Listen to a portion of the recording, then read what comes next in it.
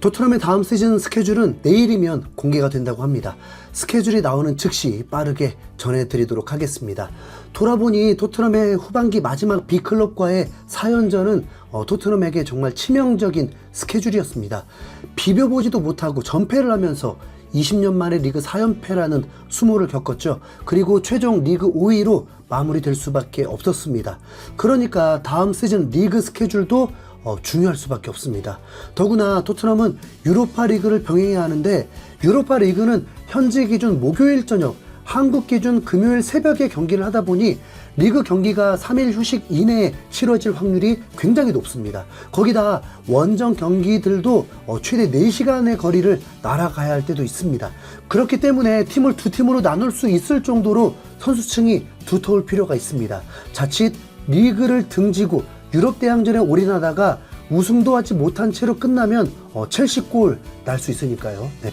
혹은 그 스케줄 관리 한번 잘못했다가는 무리뉴 감독이 16강전 원정 경기에서 손흥민을 데려가지 않고 휴식을 부여했다가 팀이 한 골도 넣지 못하고 0대3 충격 패배로 탈락해버리는 일이 벌어질 수도 있는 것입니다. 만약 토트넘에게 또 그런 일이 생길 때 손흥민을 데려가지 않더라도 약팀에게만큼은 확실히 이기고 돌아올 수 있는 스쿼드가 필요하다는 거죠. 하지만 현재 많은 팬들은 토트넘을 외면하고 있습니다. 마음에 안 드는 거 투성이니까요. 손흥민의 재계약 여부가 오리무중인 상황에서 팬들을 애간장 태우게 하고 있으니 불만이 나올 수밖에 없죠. 디 애슬레틱에서 손흥민 1년 연장 옵션을 예상하면서 국내 팬들이 난리가 났었죠. 재계약을 예상한 것처럼 연장 옵션도 예상이었던 것 뿐인데 마치 일어난 일인 것처럼 손흥민을 푸대접한다면서 분노 폭발이었습니다. 그리고 다시 재계약설이 돌다가 최근 TPR 풋볼에서 1년 연장 계약 얘기를 또 꺼냈죠. 그런데 그 이유는 손흥민의 사우디 이적설이 끝나지 않았다는 내용이 먼저였습니다. 손흥민이 이미 수차례 사우디를 갈 일도 없고 본인은 프리미어리그에서 해야 할 일이 많이 남았다고 직접 인터뷰를 했는데도 사우디 팀에서 러브콜이 계속 들어오고 있다고 합니다. 캉테가 소속된 아리테하드라고 구체적인 팀까지 공개되었습니다. 먼저는 살라를 영입하려고 하는데 살라 영입이 안 되면 손흥민을 영입하려 한다는 기사였습니다. 8천만에서 1억 파운드 이적료 얘기가 나오는데 아무리 토트넘 구단이 돈이 좋아서 그 돈 받고 손흥민을 넘기고 싶어도 선수가 동의하지 않으면 절대 일어날 수 없는 일입니다. 그렇기 때문에 손흥민이 이적할 리는 없다고 봐야죠. 그리고 연장 옵션을 행사한다고 하면 손흥민은 그냥 떠나겠다고 하면 되는 겁니다. 토트넘 구단에서도 그런 제안 자체를 쉽게 할 수 없죠. 어차피 키는 손흥민이 쥐고 있고 손흥민 선택 안에 있으니까 기다려보면 될 듯 합니다. 현재 토트넘의 이적설 상황을 좀 보면 에메르송과 호이베르가 떠나는 건 더욱 확실해 보입니다.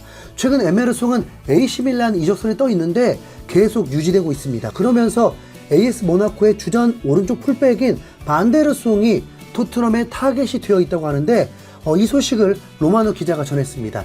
모나코가 4천만 유로 이상의 이적료를 원하고 있기 때문에 쉽지 않지만 토트넘은 그를 높게 평가한다. 에메르송은 AC 밀란을 최우선 목표로 두고 토트넘을 떠날 것으로 예상된다. 네. 근데 아이러니한 것은 AS 모나코는 지난 시즌 리그 2위를 하면서 챔피언스 리그에 진출하기로 되어 있는데 모나코 입장에서도 전력을 더 강화하려 해야 하고 선수 입장에서도 챔스를 나간다는 동기부여가 있을 텐데 만족할 만한 이적료와 연봉이 보장되지 않는 이상 오는 건 쉽지 않다고 봐야 합니다. 특히 토트넘의 현 주전 풀백은 포로가 확실하거든요. 포로는 프리미어리그에서도 손에 꼽히는 풀백입니다.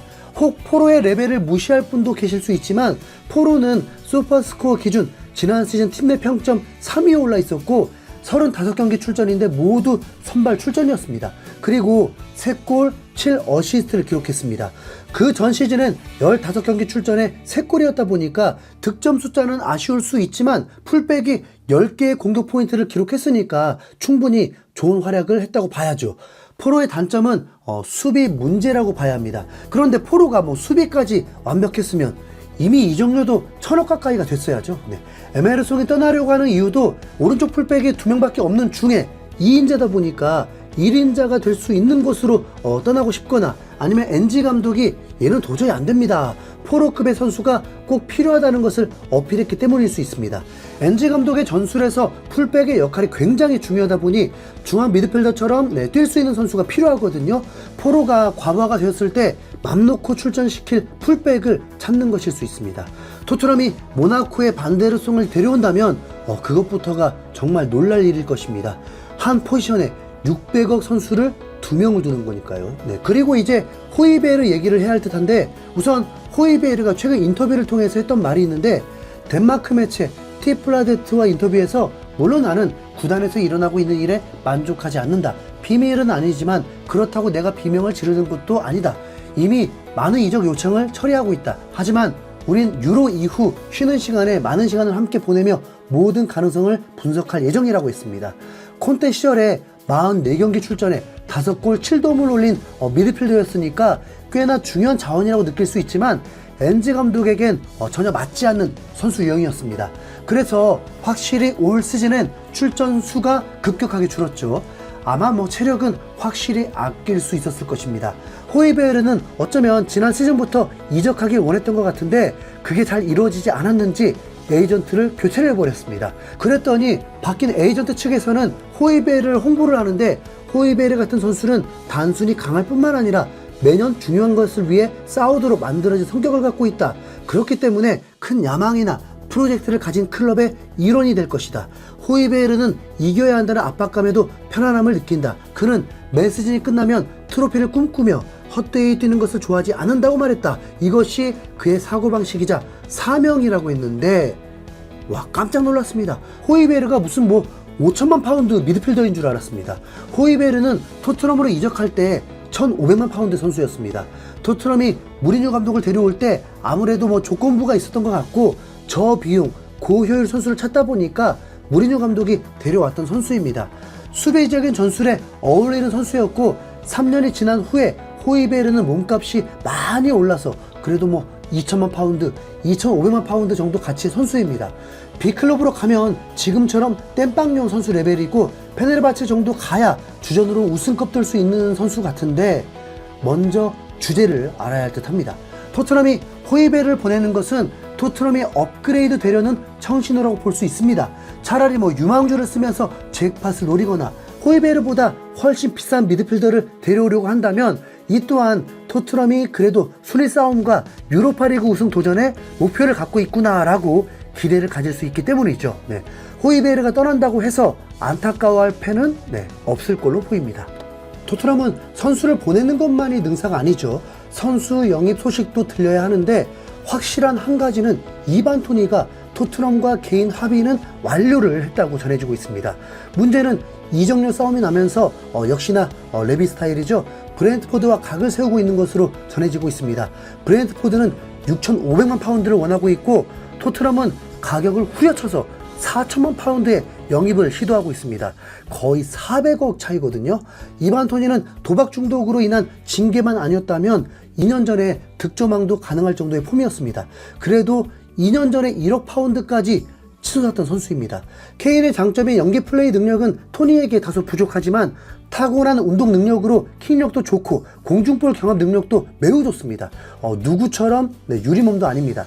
그런데 이반 토니는 후반기에 들어와서 폼이 그렇게 좋지 못했고 다음 시즌 1년만 있으면 자유계약 선수입니다.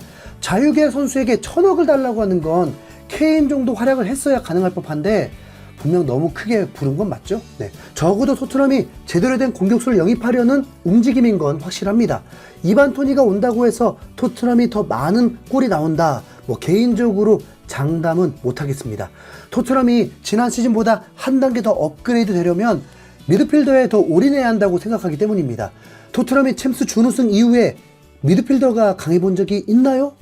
까마득합니다. 그래도 들리는 소식들이 허접 선수들이 아닌 것만으로도 다행입니다.